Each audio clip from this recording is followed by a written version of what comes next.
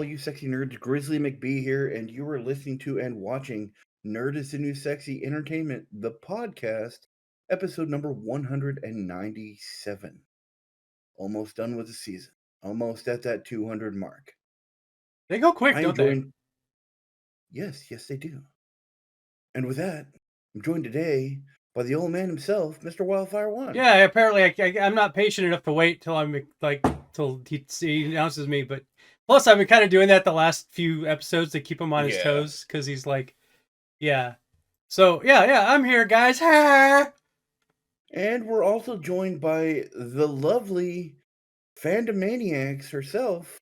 She's here, one eye open, both eyes closed. I can't get my model to work, so yeah. With eyes wide shut. I can't get my eyes open. That's just the glare off my fucking glasses. But today is a topic that is a little out of the norm for us, but it's in the norm for us. It's one Fandom, I believe, brought up a while back. It is, and it's one that I immediately said, yes, I'm doing. It's childhood in a nutshell. Oh yeah. Yep. If you have, I think I want to say everyone who as of this moment has grown up with what we're talking about. You know, one way or another. And that being Scooby Doo. I had a buddy that could do the laugh like perfectly in high school. Wrong laugh. Yeah, there you go. Yeah, he used to do like Jimmy Bones almost popped out there for a second. I know. It was like Scooby Doo and Jimmy Bones had a child. But yeah, Scooby Doo. Scooby Doo is an old cartoon that dates back to the 1960s. Early 1969 was when it appeared first. So early 70s. Came out. Yep. You know, with some voice talent at the time that were rather known for the time too, like Casey Kasem as good old Shaggy himself. Mm-hmm. Who it's funny, I don't think Shaggy had a last, or because they call it Shaggy Rogers, I believe. And yep. I think that he didn't have a last name, or at least something like that, till much later. Don't quote me on that. They might have done it like a later season or something. Never said his name. Yeah. In fact, I don't think some of the other characters had last names until much later, like to the actual like What's New Scooby Doo series. But don't quote me on that either. A pup named Scooby Doo. Pup named Scooby Doo. Well, we can't, and that's another thing. Before we get into whatever, Scooby Doo, like I want to say, just about every iteration of the series had a banger for a fucking theme song. Oh yeah. You know what I mean? You had the old original Scooby Dooby Doo, where are you? And then, much later on, you got the What's New Scooby Doo, because I remember watching that for the first time going, this is going to suck. I was like, oh, God, this is actually good. And Fandom just brought up, of course, one of my all-time favorites, the Pup Named Scooby Doo theme, which was very, 50s based, very, a 50s style song, and it just worked. But, I mean, think about it. There were shows that did that, like, Pup Named Scooby Doo, of course, and then you had Muppet Babies that did the same thing, mm-hmm. and it worked. Like it was, I don't know. It's just, it almost feels like as these cartoons got more mature, so did their theme songs. Yeah. So I figured that would be a cool little segue into the actual shows themselves, talking about the opening themes. There's barely any. I can't remember any of them that I don't like. As far as like the Scooby Doo theme songs, I never seen Velma. I'm not gonna watch Velma. Velma doesn't exist. That was just in my dreams. Well, I'm talking about the series. Yeah, I never watched it. That's the HBO series that tried to go way too woke. Basically took a lot of our characters and changed them. And I get why they did it, or what, they wanted to make a fresh new look, but no. That series was just bad. I'm surprised it got a second season. But that as far as Scooby Doo goes, that's probably the only bad one that I can think of. Unless you want to talk about like the one where they brought out Scrappy Doo because no one can stand Scrappy Doo. Oh, I fucking love Scrappy Doo. Every time I heard his voice, I just expected him to come around the corner with a big old cigar in his mouth. Yeah, because he had that. Yeah. Puppy power. But yeah, they're like the 13 Ghosts of Scooby Doo, where you had Vincent Price play Vincent Van Gogh. Yeah, thank you, Vincent Van Gogh. And with Vincent Price, you just can't lose, man. Like the show, and then in the movies, you have Matthew Lillard as Shaggy. You know, Matthew Lillard's grown on to be like a fucking national treasure. Yeah. As far as acting goes, you know. He's also the current voice of Shaggy. Yeah. Yep. Yeah. I see. I didn't know he's over when Casey Kasem retired and then passed away. Yeah. In weird circumstances, but that's besides the point. Oh, are we gonna go down to rabbit hole? Casey Kasem. I'm not gonna go. No. Disappeared for some reason. I don't even know what the word I don't know. I never really got into. I like Casey Kasem as a voice. I think he had that one of those really iconic voices. You heard it if you heard him on Scooby Doo. You heard him. That was his voice, more or less. Maybe a little higher. You know, he put a little twang on it, but it was just Casey Kasem had like a very iconic voice. Mm-hmm. So that's he did America's Top 40 too. That's right. The radio show. Yep. That's right. Well, they play that on Sundays here. He was a radio personality before he was anything else. So maybe they'll take up. Maybe we'll be on Scooby Doo. We're internet personalities. Oh, that would be awesome. Wouldn't that be great? Like, I would love to follow suit of Supernatural. Like, right? Wouldn't that be fucking cool? Like, we were all of a sudden animated in a booth just talking and doing a podcast, and we're all fucking animated. Or even just helping Scooby-Doo solve a crime or some shit. I don't know. I mean, fuck, man. Who doesn't want to walk in the footsteps of Sam and Dean? In that aspect. Well, see, me. And for me, it's surprising that you would only mention Sam and Dean, seeing as how you are a huge Batman fan. Oh yeah, Batman's. But there's been several iterations of Batman. Like the old Adam West was in there. I think in 1972 and 1974, there were several crossovers with Batman and Robin and the new Scooby Doo movie. Well, that's another thing. As far as stuff like Batman goes, and the old series used to have cameos. Don Knotts, Mama Cass. Those are just a few, but there was the lineup was just a lot, and I mean this is Don Knotts in his prime, you know, on Scooby Doo. Yep. Mama Cass before she died, eating too many chicken sandwiches. R.I.P. My first introduction to the Addams Family was through the new Scooby Doo movies. Oh, that's right, they did. The Addams Family was in one of them. Yep, and that was also in the early 70s. They did a lot of 72? crossovers in the early 70s. Yeah. Well, it was to keep it alive and really interesting. Yeah, they did the Three Stooges, Batman and Robin, the Addams Family, Jonathan Winters, Don Knotts, Phyllis Diller, Sandy Duncan. Phyllis Diller was Sonny a good one. Cher. Sonny and Cher was also a good one. Mm-hmm. Laurel and Hardy. The Harlem Globetrotters were on quite a few times. Yep. Davy Jones from the Monkees. Yep. Jerry Reed, the country singer. Stuck in the middle with you. Josie and the Pussycats. Of course. That's how I learned about that group, was through Scooby Doo. Josie and the Pussycats. Yeah. Which Tim Conway, Speed Buggy, Cass Elliot, Dick Van Dyke. Yeah, I remember Dick Van Dyke. Yeah, there's a lot. Mm-hmm. There was a whole lot, and I mean, think of the original series. We wouldn't have some of the like more iconic characters or iconic spoof characters, if you will, like for horror, that we would have without the original series, like the space creeper guy. Mm-hmm. Oh yeah. You know, like everyone knows. You see a picture of that guy, you know exactly what he's from. You know, the Tiki Tia or something like that. You guys remember that character, the Tiki?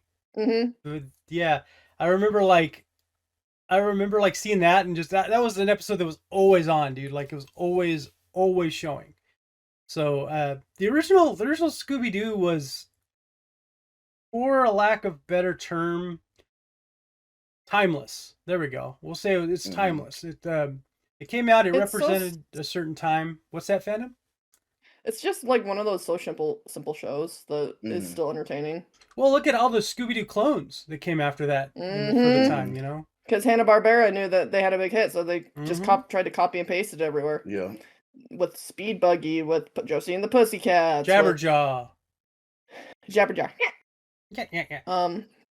The one with the ghost. Super Friends was not a knockoff. The Funky Phantom or something. Yeah, like the Funky Phantom, and then like the caveman guy. Oh yeah, Captain Caveman. Yeah, Captain Caveman. There were a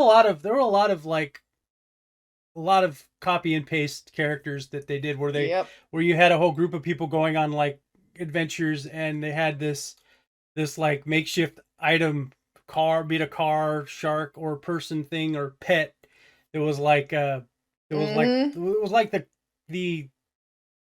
sponsor of the group, if you know, or the face of the group in one way or another. Mascot. Thank you. But so yeah, that was the first season. The first series was just amazing. How long did that run for? So the first two seasons were 1969 to 1970, and then the third season like premiered in like they took like the Scooby Doo show, like one of the Scooby Doo show seasons, and just turned that into the third Scooby Doo Where Are You season. There you go. So there was 3 seasons, more or less. Yes and no. And then, well, more than that. Yeah, it felt like. But then again, you got to remember, Grizz. They also made like the 13 Ghosts of Scooby Doo, which wasn't long after that in comparison. Yeah, and then they had the Scooby Doo Scrappy show, and all the different movies, and all the different movies, and all that other stuff that came out. Yep. I don't think they started doing movies till later. 72. Is that one? Okay. Well, the movies I think Wyld's talking about is like Zombie Island and stuff. Yeah. Well, yeah, that was with the early 2000s. Or the one that got me into Goth Girls. 98. The one about the vampire chicks. Yeah, that's Witch's Ghost. That's the one with Tim Curry voicing one of the guys. Which, yeah, good old Tim Curry, you can't fucking lose. Yeah, Tim Curry voiced like the bookworm guy, like the guy was like the main villain at one point. Yeah. Yeah. And then they started doing all the video games and stuff, which I've played all of them. I know, I watched you stream one, or I was with you when you streamed one, because you forced me in there. It was fun. Well, no, you were laughing at the tar monster dropping a chicken leg, and I still didn't get it. Oh yeah, I forgot. See, Grizz understands. Well, you guys are going to hell. Well, she's like, why are you laughing? I'm like, the tar monster dropped a chicken leg, and she's like, I don't get that. I don't understand why it's funny. I had to tell her off stream why. And that tar monster had a chicken.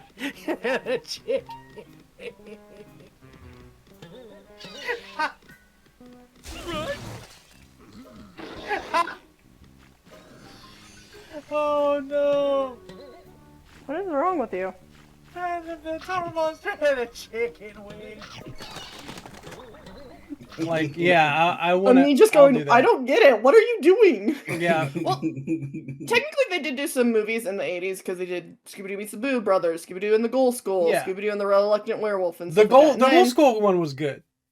Yeah, and then you got Pup Named Scooby Doo, which. Yes. Well, one of my favorite Scooby Doo movies is, because I'm just a huge wrestling nerd, is Scooby Doo WrestleMania Mysteries. Came out in 2014. I didn't even know they did that one. That was the coolest thing ever. They had everyone: Vince McMahon, Triple H, Shawn Michaels, The Big Show, John Cena, Rey Mysterio. They had everybody. That's really cool. I had no idea they did that. You had Kane. Kane scared the crap out of Scooby Doo. That sounds about right. Yeah, they've done 2 ones with the WWE. Oh, that's cool. Yeah. I can imagine them doing that because they've done everything else with everyone else. So, you know. There's going back to the Batman, like watching Batman fight, because they used back in the Batman, the old one, they used the Adam West. Was it the Adam West Batman? I believe. Yeah, because he was it still was Adam voicing the West. character even in the Super Friends, right? I believe so, yeah. Don't quote me on that. I'm pretty sure. It was the Dark Knight and Wonder Boy and Boy Wonder. Boy Wonder, yeah, and that's a good one. I think they were on a few. It was the Dynamic Scooby Doo Affair and the Caped Crusader. Okay, Paper. I knew there was at least two. And then in 2017 they did Scooby Doo and Batman the Brave and the Bold. That's what that's the one I was thinking of right now. I was thinking of something a little recent. Yeah, which the Brave and the Bold. I believe the guy from the Drew Carey show, the dark-haired guy, did the voice of Batman in that, and was never really a big fan of that Batman because I'm spoiled off of the animated series where we had Kevin Conroy. But that's a whole different subject there. Because the Brave and the Bold version of Batman was a little more bright.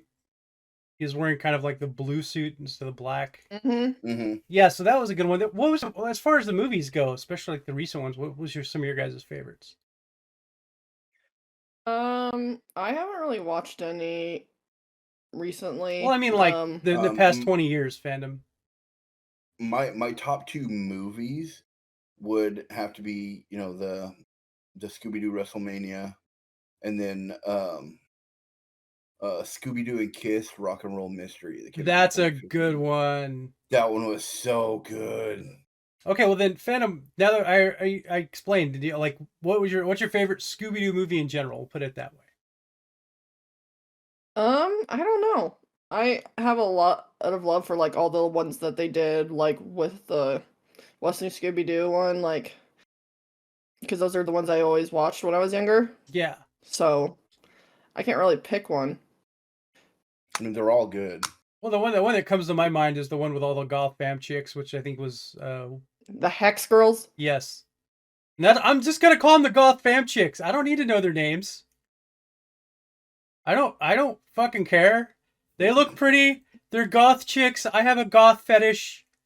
Judge me if you want to. It's easier to call them the Hex Girls than whatever the fuck you were saying. Goth chicks. That's emo chicks. Yeah, that's all they are to me. I have to choose. We're black. I'm gonna guess Scooby Doo and the Loch Ness Monster probably was one of my good ones. Or Where's My Mummy? That's a good one. That was a good one as well. They did another one like the Scooby Doo movies back in the 70s called Scooby Doo and Guess Who, and they had quite a few people on that. And then I feel like we did. I feel like we talked about a lot of the series, but we kind of skipped over Mystery Inc., which was. I did not like that one. I thought it was interesting as far as giving more backstory to some of the characters and giving like how where Mystery Inc. came from and like kind of like why they before it was just like we're a bunch of teenagers, we're gonna hang out and go do stupid shit, which mind you that's what teenagers do. My problem is they just made it too serious for Scooby Doo. I agree. That was kind of my downside, but I think what they were doing added too much melodramaticness, and it just didn't feel like Scooby Doo to me. And I know a lot of people like it, but I'm like, nah. Well, I think what they were trying to do was pander to the generation that grew up with Scooby Doo, that always wanted that backstory, more information. I see what you're saying. I think that's exactly what they were doing. Well, no, but Pup Named Scooby Doo still had that whimsy. This one you said yourself was more. Kids. Well, yeah, it was more. That's what I meant by whimsy, Grizz. But like this one, you said yourself, it's more. Don't use big words, right, fucker? Childlike whimsy. But this one, Mystery Inc. was more like I think it was more of an attempt for Scooby Doo to grow up with the audience. It didn't work well. I think. I thought it was okay. There was a lot of hit and miss. There was a lot of hit and miss in it. They did revert back very quickly, though. Yeah, it had its silly moments. And I want to say that was probably the first instance that it was out in the open where Velma had a thing for Shaggy. Mm-hmm. Yeah, like, I just didn't like the relationship drama bull crap that they were doing. Well, that's what was cool back then, especially at that point. You know, that they were going after the audience, and what better way than to go but it's like everyone knows. It's like you don't need to make like Scooby jealous of the stupid thing, and you don't need to make Fred and Daphne to be like almost like star-crossed lover type bullshit. And Well, that was the weird joke. Magic crap, just weird. That was the joke. They went out of their way to make like a meme an actual part of the show, because it was always like, okay, you guys go that way, I'm gonna go this way with with Daphne, and then they disappear off to doing God knows what, and everyone else is doing real work. Yeah, that was funnier. Yeah, I mean, I'm not saying it wasn't because the innuendo, but to me, I just didn't like it. It just didn't feel like Scooby Doo to me. Well, to each their own. Like even the like live action movies felt more like Scooby Doo to me, and I don't really like the first one. Getting to the live action movies they were definitely interesting.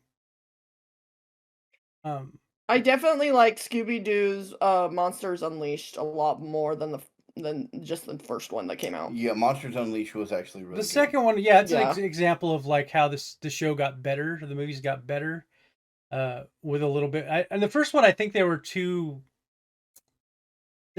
to be. They wanted to make it more adult, actually. Yeah. I think that just kind of didn't help it. They didn't want to leave the safety net. I think at one point the movie wanted to go a certain direction, but like it's almost like they stopped themselves from going that direction. Yeah, James Gunn was told no. Yeah, well, I imagine James Gunn was told no a lot. Mm-hmm. In that, but that it wasn't like bad. Watching Matthew Lillard become Shaggy was definitely fun. I want to say the actors were all good.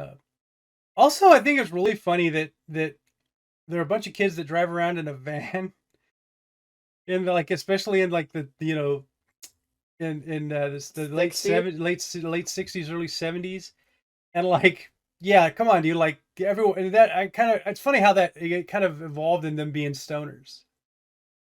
Well, yeah, Shaggy has and Scooby have the munchies all the time. So yeah, they're smoking pot back there, definitely. Scooby snacks. Which boy. Which I think they make actual Scooby snacks for people and dogs. Yeah, they're graham crackers. Oh, yeah, they're just graham crackers. I didn't know that. Yeah, that's they're cool. Freaking delicious. Mm-hmm. Would you do it for a Scooby snack? Yeah, we had a whole box of them. They're delicious.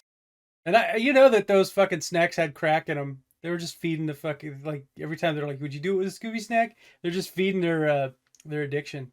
What are some of the more modern shows and movies that maybe we've kind of looked over? Well, you briefly mentioned it, and it is, in my opinion, become one of the most iconic for Scooby Doo in this 21st century, and that was the Supernatural crossover. Yes. So good. Also, I want to say that was a very good season of Supernatural when that came out. The Supernatural crossover was like, I mean, I think that's every nerd's dream. Yeah. Not even necessarily like to see Sam and Dean in that, but no, every nerd wants to be in. Two of the best shows ever. Well, combining. What I'm saying is every nerd wants to have a cameo in Scooby Doo. Mm-hmm. Yes. I think I can't imagine anyone that'd be like, Scooby Doo, nah, I'm good. But then watching Supernatural, where Sam and Dean and Cass go into that world, and like it's just chef's kiss. It's just fucking great. It was a good episode. It was fun to watch.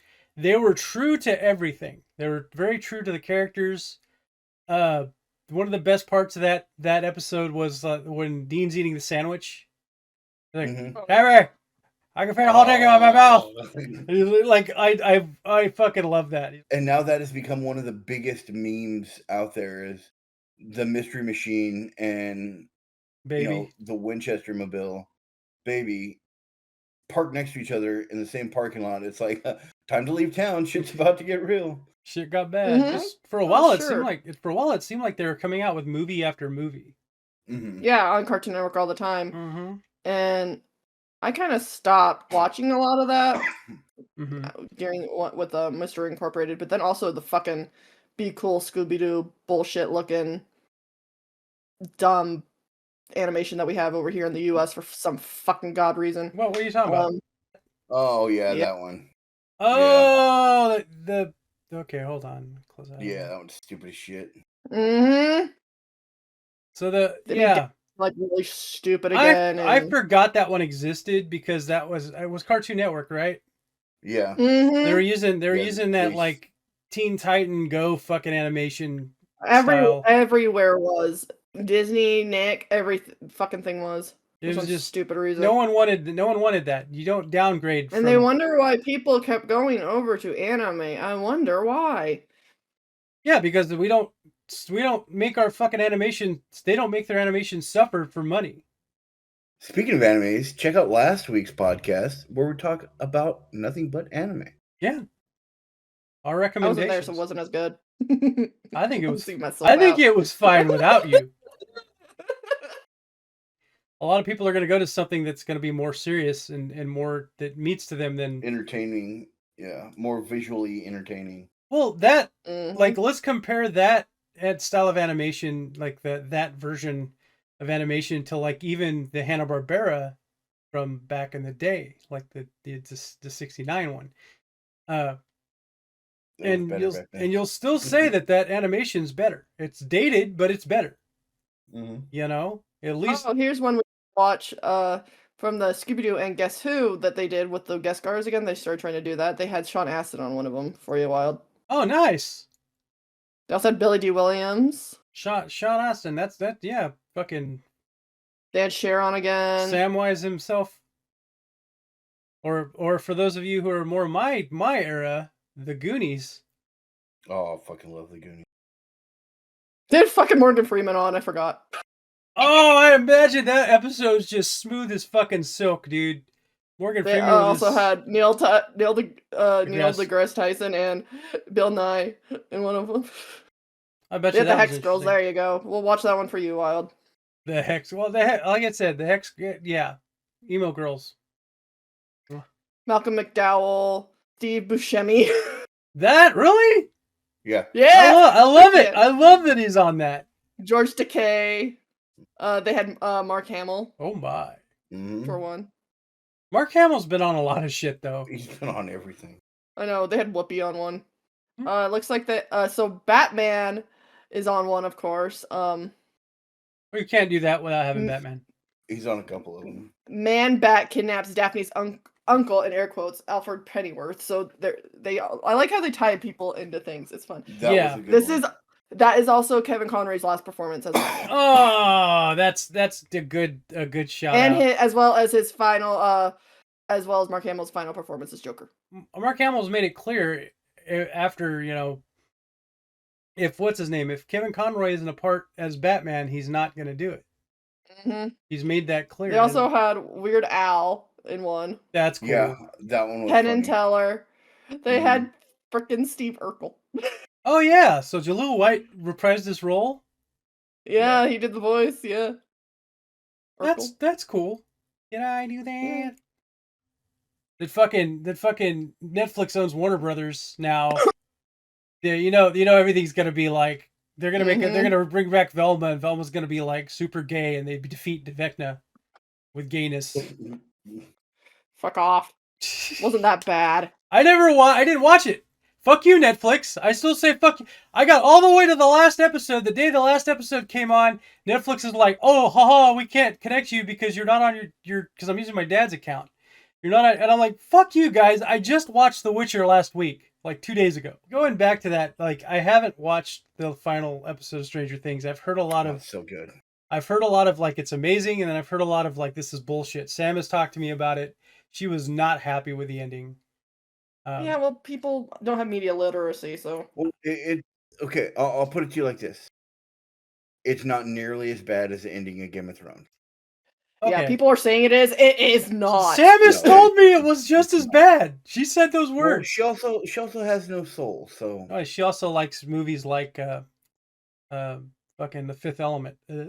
Or everything has to have a happy ending and bullshit. No. Well, I honestly, that's okay. I'll watch it. I'll get my own opinion on it. But I've heard that it's shit. And I've heard that it's good. I'll tell you my opinion of the last season of Stranger Things so far, and it's this, because we're not gonna do a podcast on it. We usually do podcasts on these episodes, but I'll put in my opinion right now. This was the weakest season in all of Stranger Things. I'm not saying it was bad. I'm saying it was the weakest season as far as story goes, plot holes, and all this other shit. Like it was a very weak season as far in my opinion. I think they combine a lot of the story. I think it could have been, 16 episodes instead of just 8. I agree. But in a sense, I kind of see it as how they could have possibly left it open for another. Well, that's what Netflix probably asked them to do. That's why the Duffer Brothers are not saying shit online. Like everyone's asking them questions and they're just going, purposely, because they got plans for more, man. Maybe it's not. They confirmed there's a spin-off coming, but it's not going to focus on the Upside Down or Hawkins or anything like that. I think that, and I'll also tell you what I think my problem was with season 5 of Stranger Things is I just got off of Welcome to Derry, and Welcome to Derry was masterclass. It was like the first few seasons of Stranger Things all over again. And watching that, going from that to like Stranger Things season 5, where there's all these open plot holes, like they straight kidnapped a family in Stranger Things season 5, and you hear nothing about it after it happens. Nothing. They don't go to jail. There's no missing report. There's just dumbass Derek walking around in fucking whatever Vecna land and trying to be a good kid, not get fucking killed or whatever. Like, it was just so bad in that aspect. Like, they just did shit and forgot about it, and that annoys me. Who were they going to report it to? The sheriff was right there. Yeah, but still, something. It's a family. They got their house was broken into, vandalized, and fucking. And then you just hear nothing about it. There's no episode where there's not even 5 minutes where they're like, "Oh, I'm sorry, we had to do this. By the way, your son's missing, but I'm sorry we had to do this to you, and there's a hole in your fucking the floor in your house now, by the way. Sorry. Good luck." There was nothing. We got nothing. And that's just bad storytelling, in my opinion. But the family was not main storyline. But they became main storyline the moment the main characters took them. And then we heard nothing about it. Just the fat kid. No, they took the whole family, Grizz. Yeah, but then they let him go. No, when? The last we heard seen about that family is they were in that fucking barn. Well, fuck that barn. And then, they got him out. I'm sure they did. End of everything. I'm sure they did, but I would have liked to have seen it. I would have liked to have. Why? Because there's no point in seeing it. Because he's sadistic. Because it's something, like, it's not something up in the air. I grew up, like, okay, I didn't grow up, but I was one of my favorite shows was The Sopranos. Okay, and they were so bad about keeping. Yeah, fuck you, Grizz. They're keeping shit up. I'm doing it. I haven't had a fucking meltdown in a while, and I'm having a fucking meltdown right fucking now. Okay, The Sopranos was so bad about leaving shit in the air all the way to the last fucking season. I don't want to see that shit again. I'm done with it.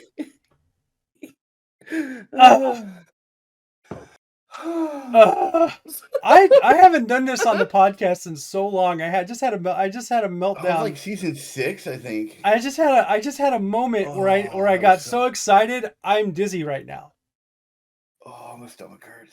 Like all my blood rushed to my head from anger, and now I'm dizzy. Like, fuck, dude. You sound like one of those people who complained that why the Eagles didn't take him to fucking Mordor.